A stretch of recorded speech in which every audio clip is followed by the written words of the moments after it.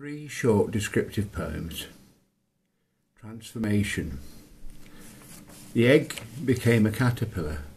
It would be born, it grew and fed.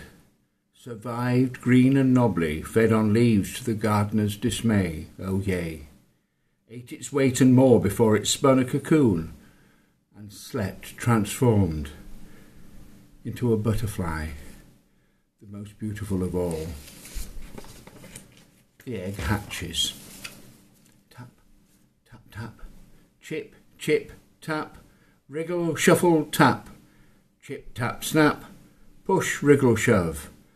I am out of my shell, thought the chick, and shook its fluff, and dried, and was alive.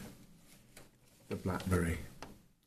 A pretty flower nestles delicately, the petals drop, leaving a hard, ugly core of green, and ripens, red, then black, succulent, sweet, protected from birds and humans by thorns so sharp it is a sweet, delicious, natural treasure, a blackberry.